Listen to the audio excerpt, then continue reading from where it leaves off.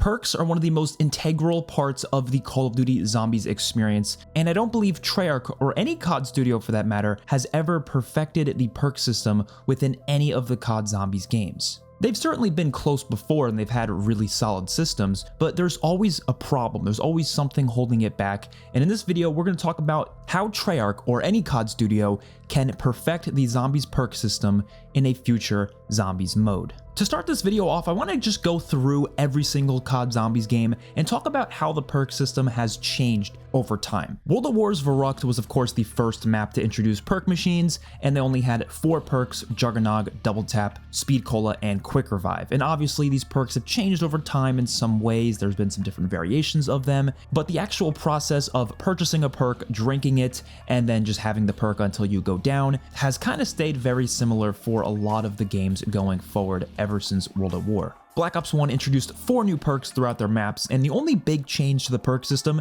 is that some of the maps did allow you to get more than 4 perks, but not through purchasing. There was a perk limit of 4, but some of the maps did have different challenges that if you did them, you were rewarded a perk drop, which gave you a free random perk.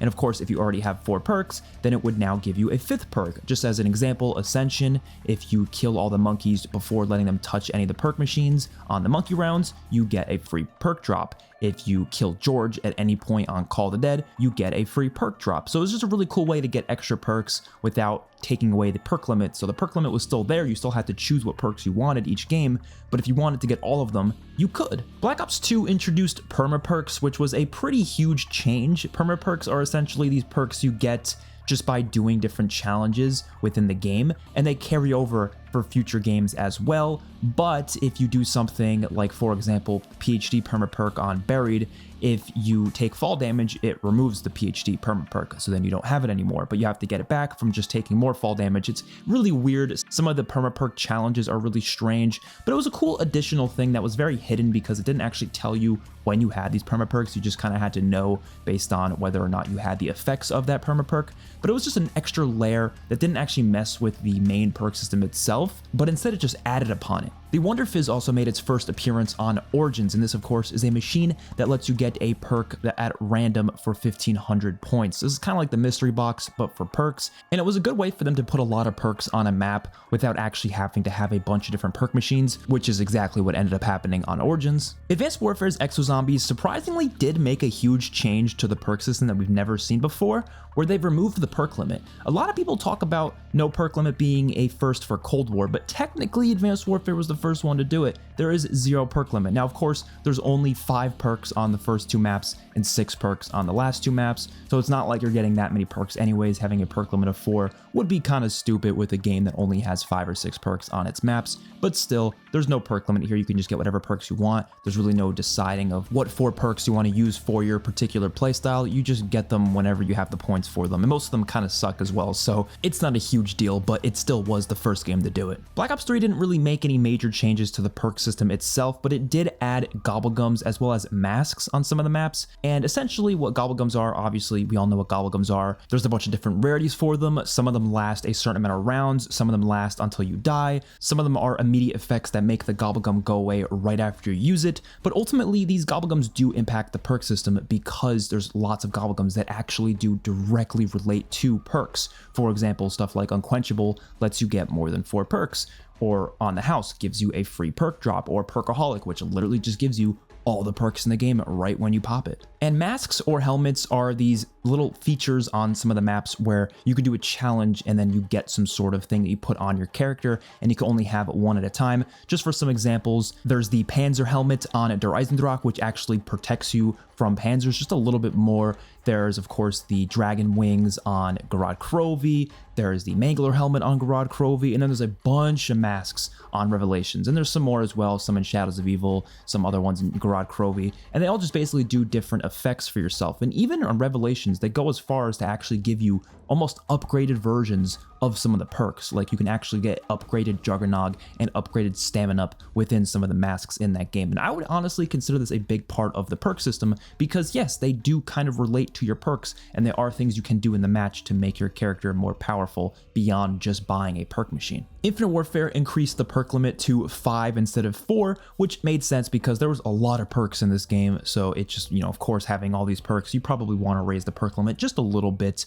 And they also did allow you to remove perks for the first time in COD history. Previously, if you bought a perk that you didn't want or you wanted to get rid of at some certain point, you had to down yourself in order to remove it. And obviously, if you're playing solo, that's really bad because if you down yourself, then you have to remove one of your quick revive uses and you only get 3 quick revive uses. So that's a big problem. But in Infinite Warfare, you can just go up to the machine, hold X, and it removes the perk immediately. And this makes a big difference to the perk system. We'll talk about it a little bit more later, but it's actually a huge positive change that actually makes the game work a lot better. World War II Zombies did a similar thing where if you buy a perk after already having all 4 of your perks, it actually just kind of like cycles through your perks. So whatever's the first perk you bought, it'll just kind of switch that new perk you bought with that first perk. It just kind of like pushes them to the side, if that makes any sense. And this is not a terrible system, but I much prefer how Infinite Warfare did it, where you can just go up to the machine and remove it whenever. But I think the World War II system also somewhat works.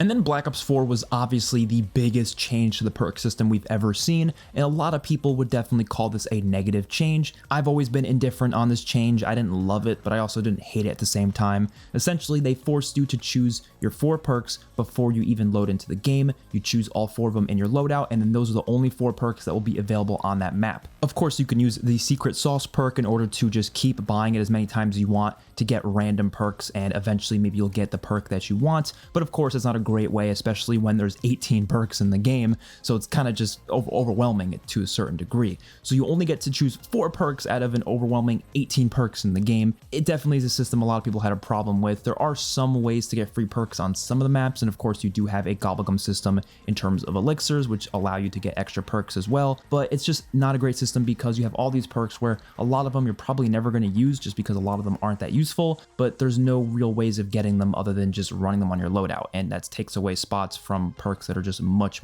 better. But there were some cool elements of this perk system. For example, the 4th perk that you use in your loadout will be upgraded. It will have a perk modifier. Of course, you have to get all 4 of them in order to get that modifier, but messing around with those modifiers, it was fun. And honestly, there are more perks in this game that are useful than a lot of people usually say. Some people act like there's only 4 good perks in the entire game. I would say there's enough perks that are useful to the point where you can mix and match just a little bit, but there are some, I would say like maybe 6 or 7 perks that I just never run, and that is kind of depressing, the fact that there's that many perks in the game that I basically never use. And of course, they also removed a bunch of the classic perks. I personally never really cared about that though. I was not up in arms about that. I just wanted the perk system to be a little bit better, but not having the OG perks didn't really matter a lot to me because there were replacements for a majority of them in the game. Then Cold War comes around with some pretty big changes to the perk system that a lot of people thought were really positive when the game first came out, including myself, but over time I've started to not like this system as much, and we will talk a lot about that in this video.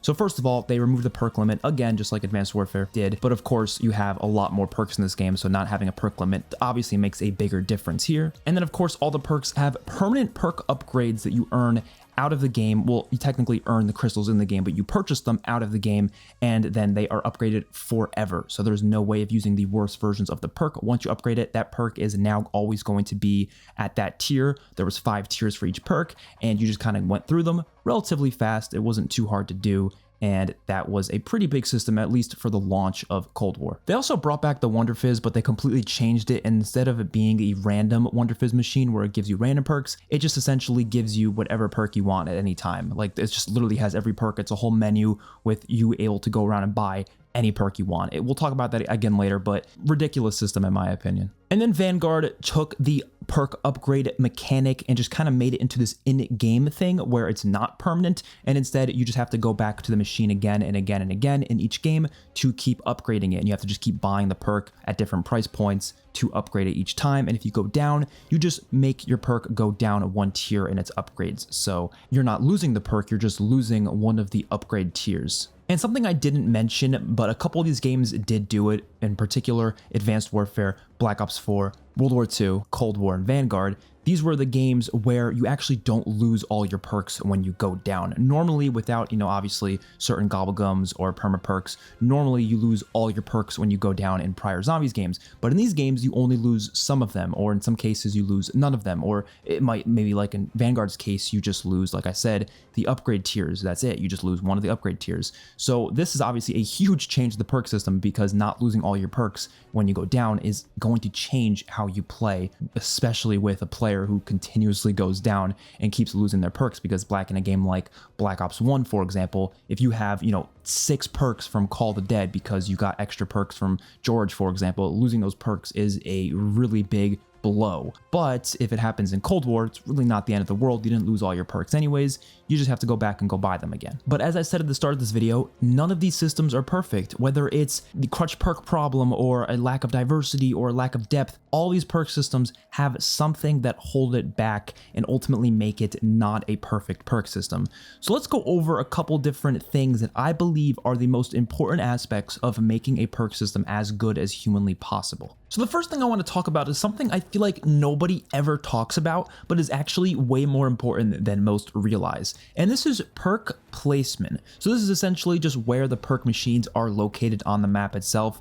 And some maps have actually done a great job at this, at making sure the perks are placed in very particular places that make the system overall work really well in terms of when you decide to purchase certain perk machines. And then other maps just don't give a shit and just have completely random perk machine locations all over the place, or they throw in a Cold War Wonder Fizz machine that completely makes the perk machine locations pointless. Like, there's no reason to go to them. So it really just depends on the map. But as an example of a map that does perk placement very well, we're going to talk about Mob of the Dead. Mob of the Dead is a really interesting layout where Juggernog is really far from everything else. And of course, Juggernog is the best perk in the game. Usually the perk you want to buy first, especially on a map like Mob of the Dead, where there's no Quick Revive. So you're not going to buy Quick Revive. You're going to go for Juggernog as soon as possible. But because it's so far from the spawn, because you have to go so far to get to it, a lot of the time you might decide to get a different perk first. For example, I used to always get Electric Cherry first, and I know Electric Cherry is definitely not a better perk than Juggernog, but because it was closer and it would help me get to Juggernog, sometimes I took that risk by buying Electric Cherry first and just kind of going with that, and then building up points with Electric Cherry, and then eventually as I get to the other section of the map where Juggernog is, I would then purchase Juggernog. Or in some cases, I would get double tap first as well. It really just depends on the run, and because Juggernog is so far out of the way, it makes sense that sometimes you would get other perks first. If Juggernog is really close to spawn, on a map like Forsaken, for example, where you literally come out of spawn and Juggernog's are right there, and you don't have to turn on the power to get Juggernog unlocked. So you can literally have Juggernog within like the first couple rounds, and it's like one of the first perks you get. Really stupid system there, doesn't make any sense. Obviously there's no perk limit in Cold War, so you might say it doesn't really matter, but I do think the order in which you buy perks does matter, even when there's no perk limit, because that is just how the game's going to feel. And do you want it to feel repetitive every single time you play? Do you want to always be buying the same perks in the same order? No, because that kind of gets repetitive. So basically the point I'm trying to get across is that better perks should be harder to obtain than worse perks. I feel like that's a very simple idea, but it should always be the case, and only some maps have actually perfected that system. But it's not just about unlocking the area where that perk is, it's also going back to that perk machine later if you go down and lose that perk. And I think a great example of this is Durreez. Durreez is definitely known for its Juggernog location being one of the hardest to get to locations.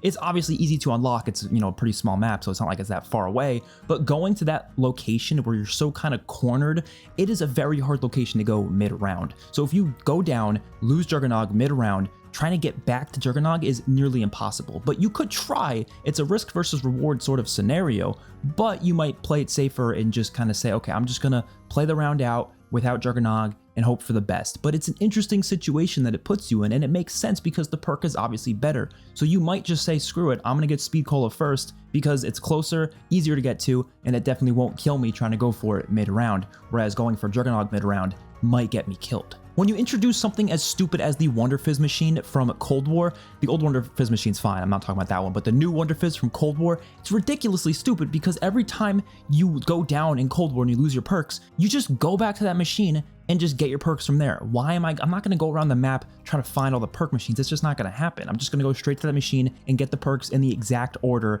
of how good they are. I want the best perks first, and then I'll get the worst perks later. The actual order is going to be the same every single game, and it will never change. Now, that's not to say I think the Cold War Wonder Fizz machine should never return ever again, but if they do want a machine like this, it should be the hardest thing to unlock in the game, or at least one of the hardest things to unlock. It should be behind some sort of side quest, and if you do it, it's in a location that's very hard to get to, and you're not going to frequently be able to go back to it, because having this very easily accessible machine that you can get very easily, like Firebase Z, for example, the Wonder Fizz machine is quite literally in the spawn room, which also has the Pack-a-Punch machine. It is like the easiest accessible thing ever, and this, to me, is a major detriment to the perk system in this game, because the actual perk placement doesn't matter, which means you're probably going to end up getting the exact same perks in the exact same order every single game. But honestly, they should take this a step further in the future games. Why not have perks like Juggernog hidden behind something kind of difficult to get to? For example, like some boss that's always there. Maybe you have to take them out, and every now and then they'll come back frequently, and then they only will go in that area, and so getting to the perk is actually kind of a challenge. It makes sense to do that for harder perks. A good example of that is actually Zetsubo no Shima did that with Widow's Wine. Widow's Wine is one of the best perks in BO3, and they made you do the spider boss fight before you can actually get the perk, which is a really cool system in my opinion. Make the better perks harder to get to, and it makes the perk system work a lot better. The worst perks should be the ones that are really easy to get and you can get early on in the game. Regardless of if there's a perk limit or not, I think this still applies either way. Next up, let's talk about perk limits, and this might be a very unpopular opinion, but I do think they should bring back perk limits. And yes, I was one of those people who was cheering on when Cold War first announced that there was going to be no perk limit. I was very happy that we didn't have to choose between only 4 perks and we could just get a bunch of perks. I was really excited, but over time, I've started to realize that having no perk limit actually does ruin a big part of the game, at least for me personally. The day I fully realized that I don't like having no perk limit was actually when I did the Forsaken Perkaholic quest for the first time. There's a side quest on Forsaken that lets you get all the perks right away after doing it, and when I did this quest, I was expecting to have this big rush when, you know, getting all the perks and just feeling like an absolute monster, but I felt literally nothing. And you know why I felt nothing? Because literally every single game I play any map of Cold War, I'm guaranteed to get every single perk, probably by like round 20 or round 25. I'm gonna have all the perks in the game pretty much every game. And when you're able to do something very easily every single game, it suddenly becomes less special. Now, this doesn't mean I think there should be a 4 perk limit, because that's definitely too low, especially if the game's gonna have like 10 plus perks. No, we definitely need to increase it to maybe 5 or even 6.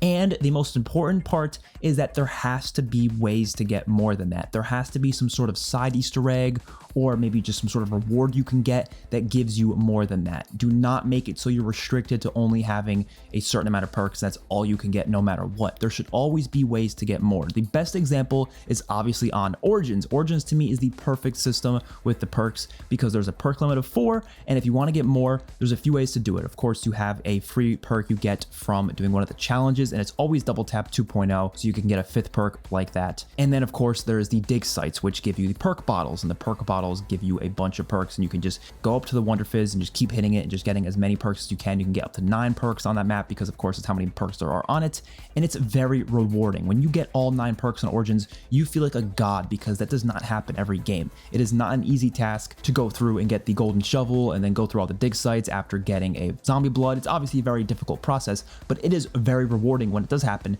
because like I said, it doesn't happen all the time. And although I think there should always be side quests that allow you to get more perks than the perk limit on all maps, I also think Black Ops 6 should utilize the Gobblegum system in order to let you get more perks as well. Of course, they did that in Black Ops 3, but the problem with Black Ops 3's Gobblegums is that, of course, they were reliant on RNG. You could only get them through RNG means, so you can't just directly purchase, you know, Unquenchables or On the Houses or Perkaholics. But in Black Ops 6, if they're able to make the Gobblegum system work in a way where you can just directly purchase these things, and not with COD points, I mean with like actual in-game currency, then they can have a system where you can just keep going back when you earn a certain amount of in-game currency by doing whatever challenges the game has, and then you purchase unquenchables, so then you bring them into your next match and you get to now have more perks than the perk limit. But these are not things you can use every single game, because of course there's going to be a limited use of them. They're temporary use things, so you have to keep grinding out the game to get more of them, and then you can just keep using more perks because of that. So to me, that would be a more rewarding system,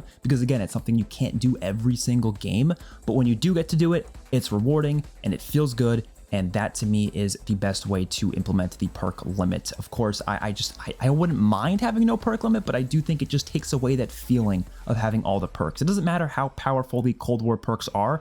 I don't feel godly when you're able to feel like a god every single game. It suddenly loses its value. And of course, they definitely should have some sort of super Easter egg reward that gives you a mode like Director's Cut from Infinite Warfare that gives you all the perks at all times. That would be great, but that shouldn't be like something you get right off the bat. Obviously, it should be something that you have to do all the Easter eggs for, and then you get that big reward as a separate mode. And you might say that having a perk limit is stupid because there's going to be a lot of crutch perks inevitably, and I talked about that before, which is why I talked about the whole perk placement thing. You're always going to have perks that are better than other perks. It's never going to be a system where all the perks are built equally. That's physically impossible for them to manage. So of course, you're just going to have some perks that are just going to be the crutches, and that's kind of the reason they got rid of the perk limit. So how do you manage crutch perks in a system with perk limits? So obviously, like I said, you can still get all the perks regardless by other means. But when it comes to the perks you're actually purchasing, yes, is there going to be crutch perks? Probably. So how do we deal with that? Aside from having the better perks harder to obtain and harder to get to, you could also bring back the Infinite Warfare feature where you're able to remove perks by going back up to the machine.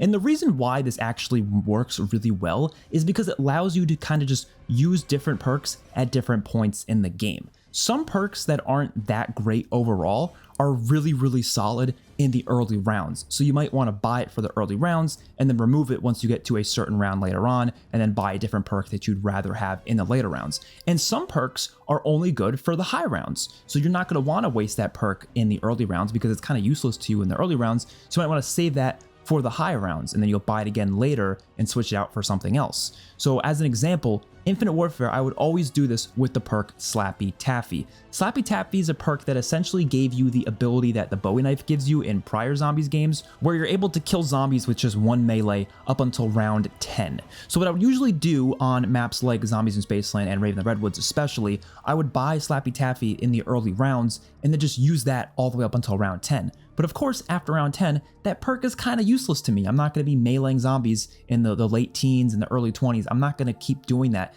all the way through that. So what I do is I just remove the perk and buy a different perk that I'm actually going to want to keep later on. So that perk had its usefulness. It actually worked and made sense in the game. I didn't need to keep it forever, but that doesn't matter. It's okay. It's not a perk I need to have later on. As long as I utilize it in some way, shape, or form in the match, then to me, it's worth it. And if this game didn't have the ability to remove perks like it does, then I would just never have utilized that perk. I would have never purchased it because it's not a perk I want to keep for the rest of the game. So why would I waste my points and a perk slot on it? And when you think of other Zombies games, like especially Black Ops 4, this feature would have really come in handy. And of course, you can kind of do this with Secret Sauce, but again, that's a very RNG-centric feature. You just have to keep buying it again and again and again until you get the perks you want, which is really frustrating. So if you have this system with being able to remove your perks and get any other perk in the game that you want, I would have utilized this with the Ross step on 9. This step is one of the only parts of Black Ops 4 where depth perception actually comes in handy, because you're able to see the zombies through the walls and able to kind of predict the movements of the different boss enemies that you need to keep track of. That is actually a good use for depth perception. The only time I would ever use it in Black Ops 4, and I would actually buy it in that game at that point, and I would kind of be utilizing different perks in that moment. But would I get rid of it right after that step? Yes, I would trade it out with a better perk that I think is going to help me out a bit more. And I can go on and on, but this is a way for them to allow us to actually pick our setups, pick our loadouts, and have different playstyles than other players without restricting us to 4 perks for the entire game. That is the perfect way to do it in my opinion. And of course, you could still have all the other ways to get all the perks through quests or gobblegums or whatever, but having this as a central thing would just make every game feel so different. And like being able to coordinate your perk loadout with your other friends, let's say you're playing co-op online, you guys might like decide what perks one person should have. Maybe they kind of work off of someone else, what other perks people have. And that to me is a little more interesting than everyone just getting every single perk, because that's how it is in Cold War. You just buy all the perks. You're going to get all of them by around 20, 25, no problem.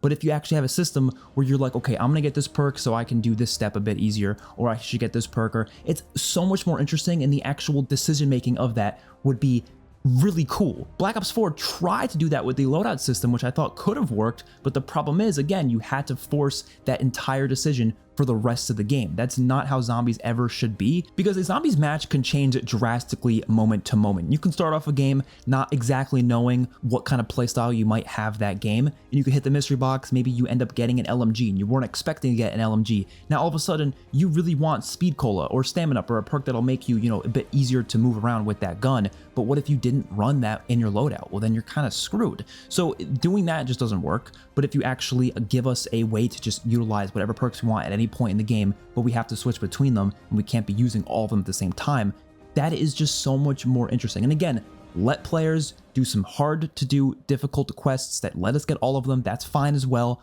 but there should definitely just be some sort of decision making, which is why I want the perk limits to return. Now, this last thing I'm going to talk about here is something I actually made a whole separate video on, so I'm going to put a link to that video in the description down below. I will talk about it a little bit here, but this has to do with perk upgrades. Of course, I do think they should return perk upgrades because that is a really huge part of the game, just being able to get your perks to be as good as humanly possible. And I really do think everything in the game should be upgradable. Obviously, your weapons have always been, able to be upgraded since Doriz, and then in some maps you can upgrade your equipment through various quests. And yeah, perks should be upgradable as well. But I've said this once and I'll say it again, the perks should be upgradable in game. Not like Vanguard though, not with the whole buying the perk again from the machine. There should be some sort of challenge system or something that requires you to do something a little bit more interesting other than just going up to the machine and purchasing it. And I don't think it should be the Cold War system where you have these permanent upgrades that last forever. Now, do I think there should be a way to get permanent perk upgrades?